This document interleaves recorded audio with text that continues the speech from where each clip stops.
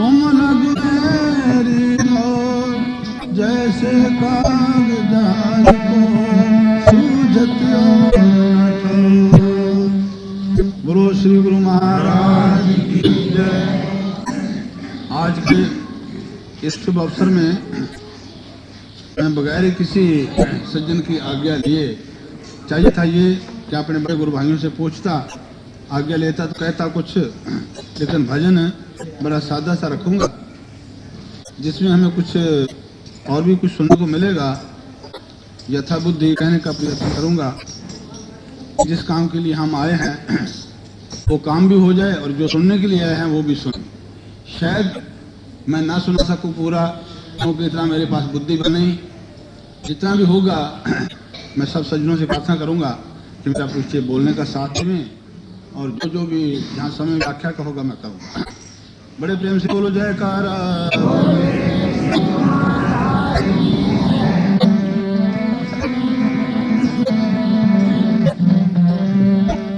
बड़े भाग कर पाए संगत सतगुरु की,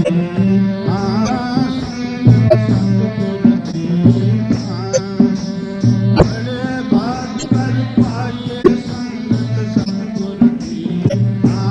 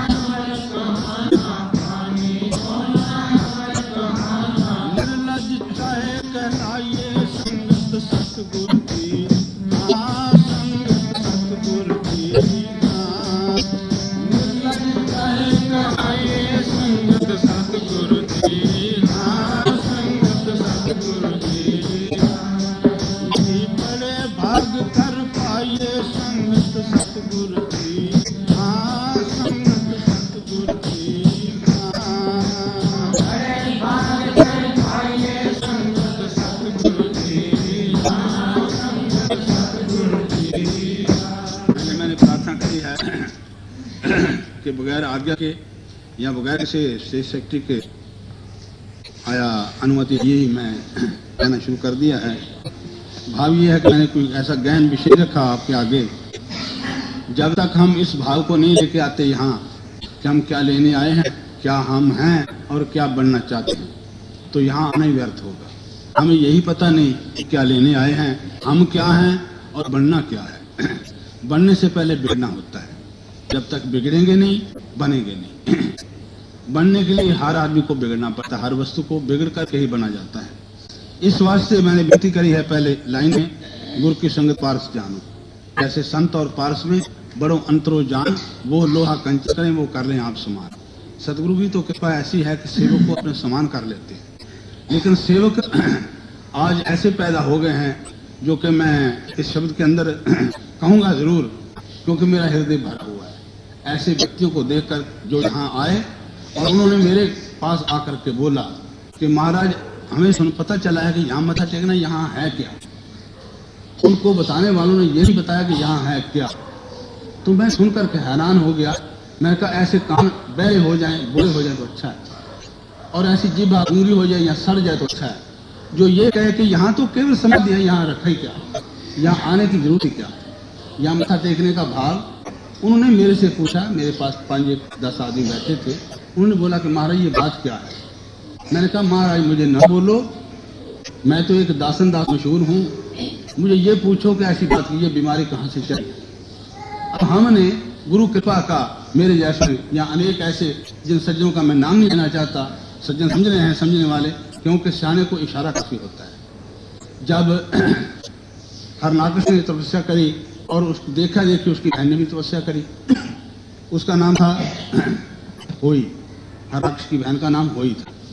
उसने तपस्या करी तो तपस्या का वरदान क्या मांगा भगवान से कि मैं आग में न जल, आग मुझे न जला सके।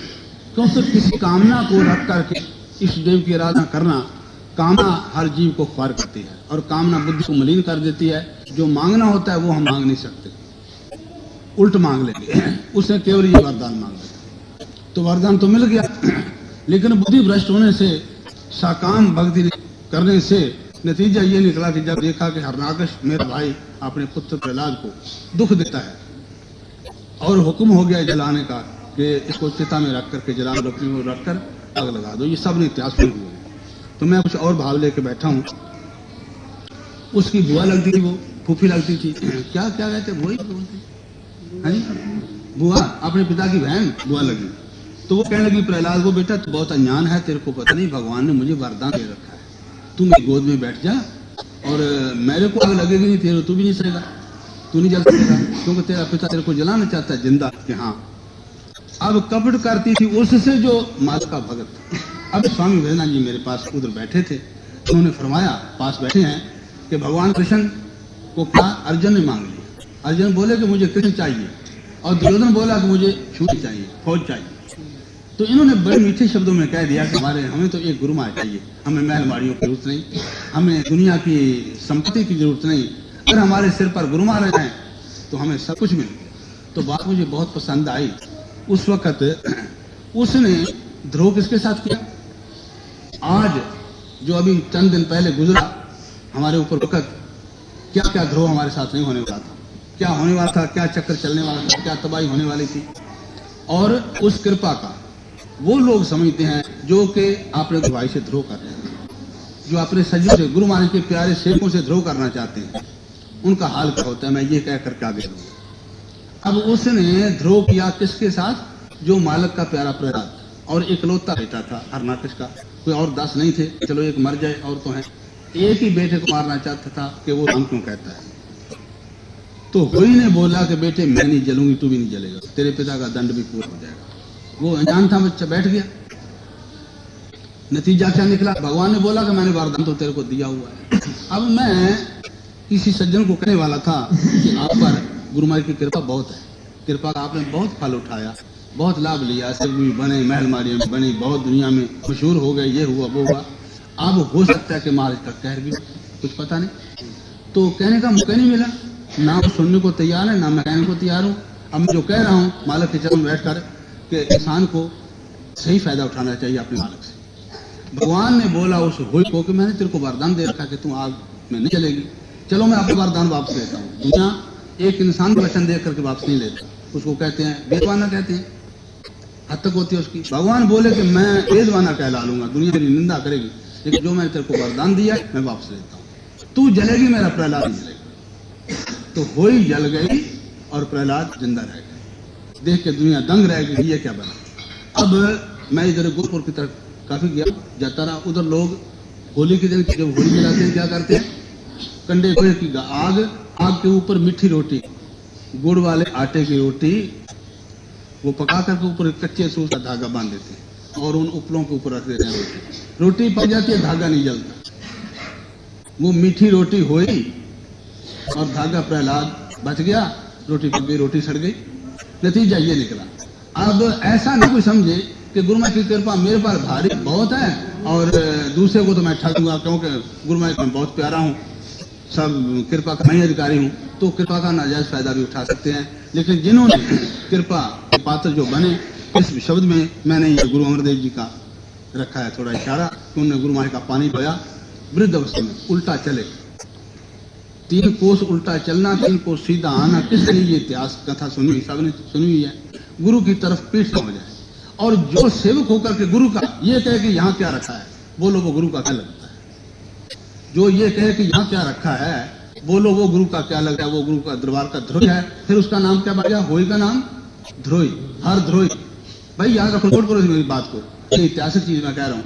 उसका नाम रखा गया, होई का नाम हरद्रोही। अब हरद्रोही ये उसका नाम, उसके नाम पे शहर है लखनऊ रेलवे स्टेशन। जिला कौन है, हरदोई जिला है ना, हरदोई। अब वो हरद्रोही उसका नाम था, इस शहर का नाम था हरद्रोही। फिर लोगों ने बोला कि भाई तू कहाँ चला है, कि मैं हरद्रोही चला हूँ। तो शब्द था बड़ा अपशब्द था, जैसे मुल्तान, मुल्तान का नाम मुल्तान था, अब मुल्तान बन गया। ठीक नाम गिरते बलते रहते हैं। उसका नाम था हरद्रोही। तो भाई धीरे धीरे हरद्रोही से हरदोई बन। ये सब जानते हैं इस इतिहास को। जो मालिक से द्रोह करता है वो किसी का सक्का नहीं। जब 40 सिख गुरु माई को बेदावा लिख के दिया कि ना हम तेरे सिख, ना तुम हमारा गुरु, तो उनकी पत्नियों ने बुला के लाख लानता है आप पर, जो गुरु के सगे नहीं, आप हमारे पति नहीं कहला सकते, आप बैठो घर में और हम जाते हैं गुरु पर कुर्बान होते हैं। तो तब वो मिशन के मारे फिर गुरु से आके माफी मांगी, जंग में वो शहीद हुए, तब जाकर के 40 मुक्ते कहलाए। और आज हम वो गुरु अमरदेव की कथा तो सुनाएंगे लोगों को, जब पैसे बटोरेंगे तो अपने महलवाड़ियां बना लेंगे, हम ऐसे हैं। आजकल पूरे गुरु की, पूरे संत की, बड़े संत की निशानी ये है जिसके पास पैसा ज्यादा हो, जिसके पास महलवाड़ियां, जिसके पास 4-10 कारें हों, वो पूरा संत है। और जो गुरु माई के चरणों में पूरे मंजूर नजर है, उनका पता ही नहीं। वो कहते हैं वो तो गुरु के लगते कुछ नहीं, वो तो ठग। ये बात उल्टी गंगा, वो जैसे सुना था उल्टा चोर कोतवाल को डांटे। परमहंस दयाल जी का मैंने लेख लिखा हुआ पढ़ा कि नमक और लोहा दोनों पानी में गिरे हुए थे और लोहा रोए जा रहा है, हाय मैं गल गया। वो खरीदा तू गल गया, वो गलता तो नमक है। जो गुरु पर दिन रात जान निछावर करते हैं, 4-4 बजे 3 बजे रात बूढ़ी जान लेकर उठ के स्वामी वेदानंद जी सेवा करते हैं, वो गुरु के दुश्मन है। और जो कभी आकर के यहाँ मत्था टेकना भी अपने सेवक को कहते हैं, यहाँ नहीं, यहाँ 10 पैसे मत्था टेक दो और 2000 हमें दे दो, यहाँ 10 पैसे, क्योंकि यहाँ तो समाधि है, रखा क्या है। ये बात आप करें तो करें, दुख लगता है, तभी तो मैं ये कथा शुरू करिए। अब हमारा धर्म जाता है कि जैसे गुरु अमरदेव की कथा सुनी, उसने बूढ़ी उम्र में गुरु का पानी ढोया, निर्लज कहलाया, बेशर्म कहलाया, निथामा कहलाया। का कोई बात नहीं, ऐसे ही होता है। गुरु के निथामे कहला लो, निर्लज्ज कहला लो, बेशर्म कहला लो, ठीक है, गुरु के पीछे है ना, बहुत अच्छा है। जो गुरु के पीछे अपनी हद तक सिपे लेता है, ये बात है। अब कथा लंबी नहीं करता, इतना ही काफी है। इधर अपना टेप रिकॉर्ड भी गर्दारी का थक गया है। ऐसी बात है भाई, गुरु के पीछे हम दुनिया के लिए क्या करते हैं। तो हंसी की बात आदि से सुनी है बुजुर्गों से, किसी माई का बच्चा पैदा हुआ, उसने बच्ची को बुलाया, पंडित जी देखो इसका हाथ कैसा है, तो माँ इसका क्या कहना, इसके तो आगे पीछे कहीं चलेंगे। अच्छा भाई, माँ खुश हो गई। जब बड़ा हुआ तो चौराहे में बन गया वो सिपाही, क्या बोलते हैं उसको भाई, हाँ, ट्रैफिक पुलिस, हाँ, क्या करना था, पुलिसमैन। अच्छा, तो वो माँ रोई जाके जोशी का तेरा बेड़ा कर दे, आगे पीछे का कहा, वो तो बेचारा चल पाएगा, नौकर बन गया। तो माँ दे दाएं बाएं नकल चलती, वो खड़ा रहता। ये हाल है, हाँ? अब हमें पता नहीं, वो एक पैसे के लिए सारा दिन खड़ा होके, हाँ, जनानियों की तरह चापे करता है, कभी बाएं इधर को, कभी बाजू इधर को, कभी इधर को, कभी इधर को, एक पैसे के लिए। और हम गुरु की सेवा करेंगे, सोचेंगे हमें यहाँ को सेक्रेटरी बनाएगा नहीं, हमें को प्रधान बनाएगा कि नहीं, हमें को फलाना बनाएगा कि नहीं। ओ बाबा, तो आप गुरु के सेवक हैं, हम यहाँ को बड़े बनने के लिए आए। यहाँ तो जूतों में बैठने की जगह मिले और हाथों पे रोटी खाने को मिले। आपकी बात मैं कर रहा हूँ। दयाल जी जब पहली दफा श्री गुरु माँ की उम्र में थे ना, तो सब दर्शन को जाया करते थे। ये भगत तारा कहता कि तू दर्शन को क्यों नहीं जाता, कि मेरा मन नहीं मानता। अच्छा भाई, ध्यान में तो पहले ही मगन थी, संस्कार थे। जब एक दिन महाराज की दिल में आई, चले जब गए परम दयाल के दर्शनों को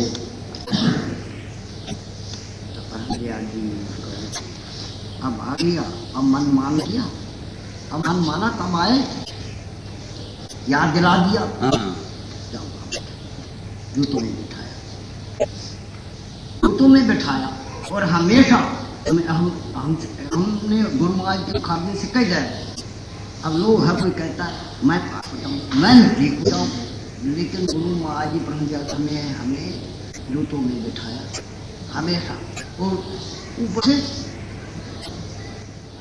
वो तो किसी को समझ जाती स्वामी जी। परमात्मा जी बोले कि अच्छा हुआ आ गए, तो हमें खुद जाके बुलाना पड़ा। तुमको आना तो तुमको चाहिए था, अब मैं इतने दूर से चल के आया हूँ, तेरे लिए आया हूँ। बड़ी बड़ी कथा हमने सुने, तो बताओ गुरु महाराज। और जब महाराज ब्रह्मदयाल जी का नाम जब उनकी जबान पे आता था ना, तो फिर गुरु महाराज का थोड़ा सा बता, माई तो खुली थी, ऐसे पूछ लेते ऐसे। जब हम देखे तो फिर यार अर्जुन को पता लगा, हमने कई दफा देखा ब्रह्मदयाल जी की कृपा। और बस इतना शब्द जबान पर आते हुए उनके आंखों में आंसू आए, और अपना बाएं कोई करके और इस तरह तेरी में हमने देखा। जब हम सेवा में थे अभिनय जी के साथ, ऊपर का काम गुरु महाराज और हम अभिनय जी भेज देते, नीचे सिंहासन बनाओ, जब सिंहासन कर लेते थे, गुरु महाराज जी ऊपर जाते थे, तो एक बड़ी भारी अलमारी थी, उसमें जाकर एक तरफ की मूर्ति थी, और उसके बाएं तरफ श्री गुरु महाराज की मूर्ति, और एक तरफ कृष्ण भगवान की। मैं गया देखा। अच्छा, श्री गुरु महाराज नीचे उतरे, या एक तो चलते थे आए, और साथ ही गुरु महाराज का सिंहासन हम बना लेते। अलमारी में तीनों मूर्तियों, कृष्ण भगवान की थी और श्री गुरु महाराज अपने हाथों से अलमारी खोली और ब्रह्मदयाल जी को नमस्कार करके, और फिर अपने हाथों से बंद करके तब सिंहासन पर। उन्होंने तो सिखाया ना हमें तो सिखाया यही। पिछले दिनों मैं कह गया था हमारे के चरणों में बैठ के, मैं आपसे क्षमा चाहूंगा कि मैंने एक छोटी सी पुस्तक बनानी शुरू करी है, कविता। उस पुस्तक का नाम पता नहीं गद्दारी को याद होगा। हाँ जी, क्या नाम भाई? राम रूप बेली, इस तरह राम रूप बेली ऐसा नाम रखा। कहाँ से? छपरा से ब्रह्मदयाल जी चले, छपरा बिहार से। गुरु महाराज का नाम कभी तक पता नहीं था मुझे, अखबारों में पता लगा जब ये गुरु घटार वाला अखबार गुरु महाराज के नीचे अटक वो अखबार हमारे पता लगाना था, उसमें फिर गुरु महाराज का नाम आया।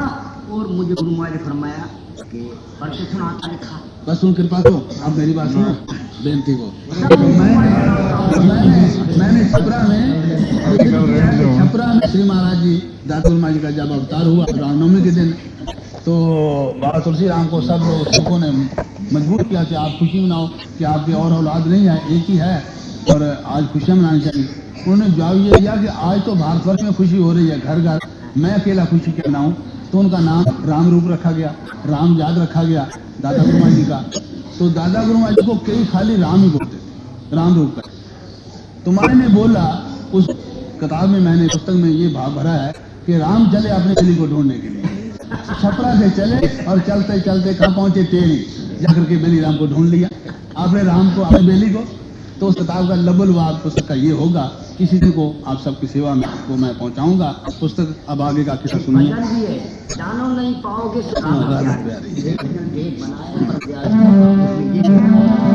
बड़े भाग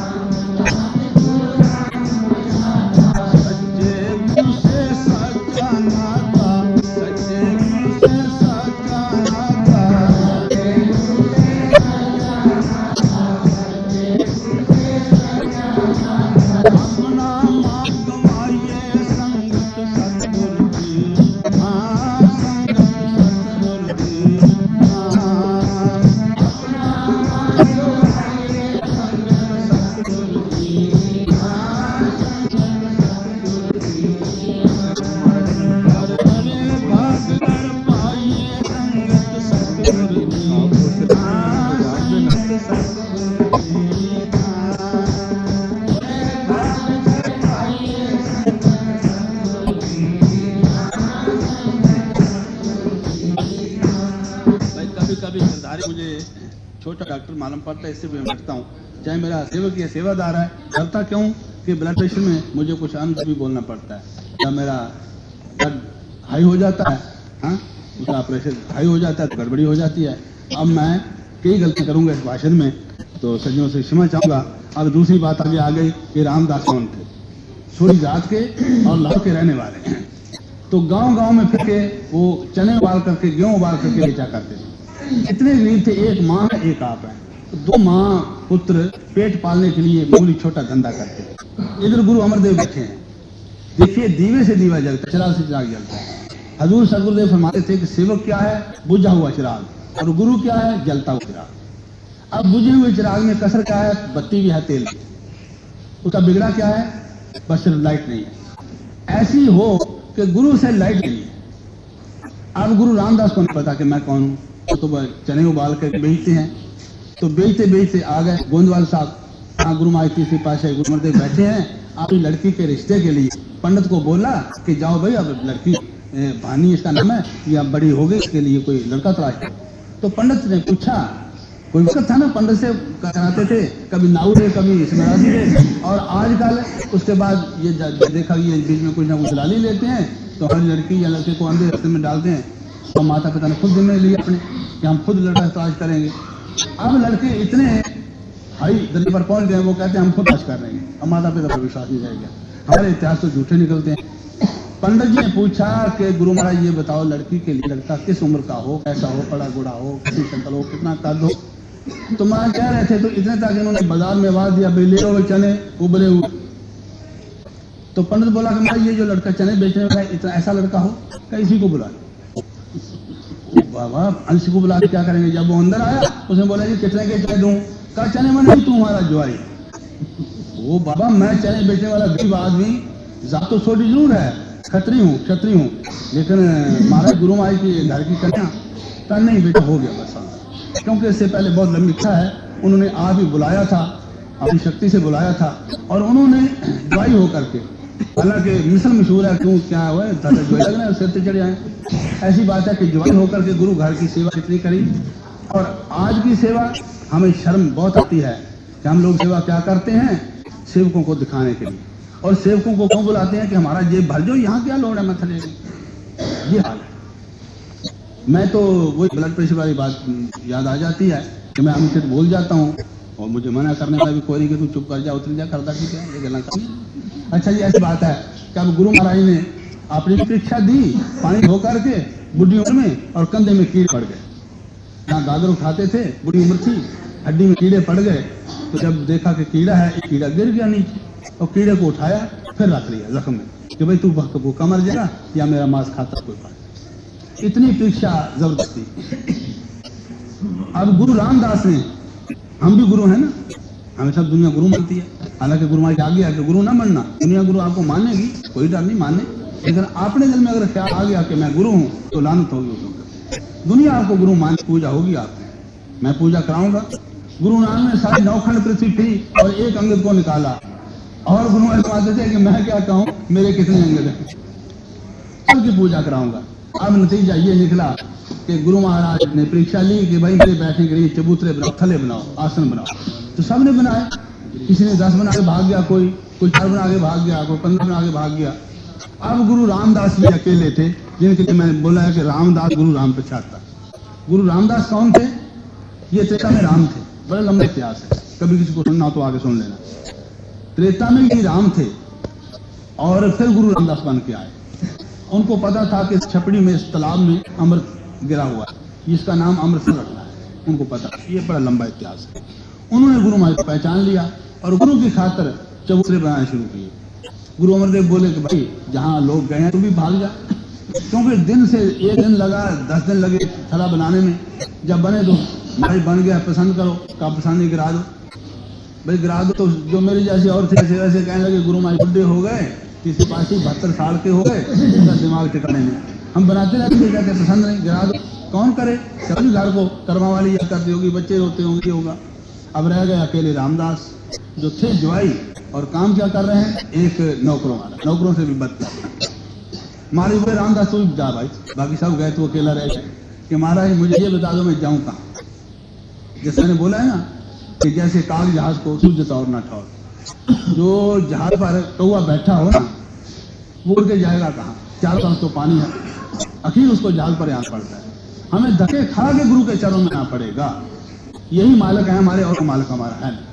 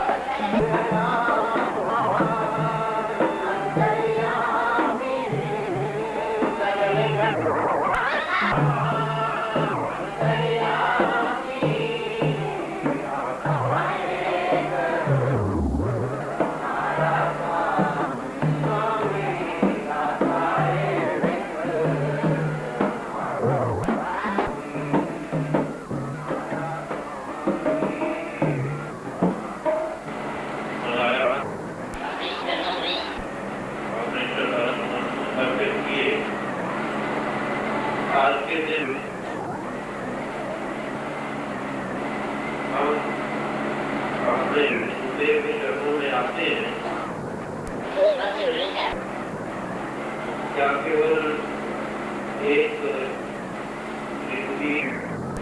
पूरे करने के लिए विचरण कराते हैं कि जो प्राचीन जगह बनी हुई है क्षेत्र में जहाँ गुरु आश्रम सभी हो तो धर्म है गुरु आश्रम जिनके ग्रंथ से बंदी ने सिर्फ करोने के विद्यमान पूरा आश्रम के साथ अब ऐसे कितने भी हैं जो इस नियम का पालन करते हैं, चाहे सुबह चाहे शाम, इसलिए गुरुद्वार में शाम करने के लिए थोड़ा गया दूसरे शाम। दूसरा एक सप्ताह रविवार जो रोज नहीं आ सकते, दूसरे दिन आते हैं, चौथे दिन आते हैं, आए हाजिरी दिन तो इसमें आने से क्या चलते हैं तो हमारे दिल की भावना जो है वो क्या गुरुदेव के जगहों में जा रहे हैं, घर के वातावरण से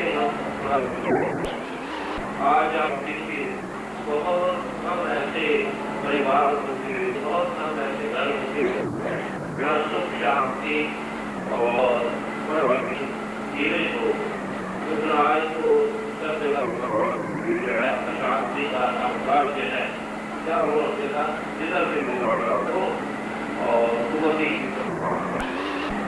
इस रास्ते से शुरू हो जाती है और पूरे समय जो लगाया वो समय आपको आप देता है, शांत होता है और वहाँ जाकर के मन सभा समाहित हो जाए और विकास हो जाए, बढ़ जाए। हम सुनते हैं, हम कम्युनिटी के करते सुनेंगे और समझना है करने के, फिर करने का जीवन अपनाने की कृष्णा देते हुए लाभ मिला और जो प्रति श्रद्धा में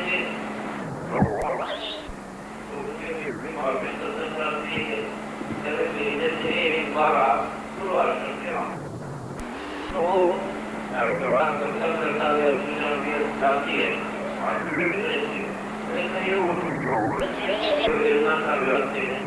इसलिए मजबूरियाँ नहीं होती है, मन की मजबूरियाँ होती हैं। मन हमारा जो है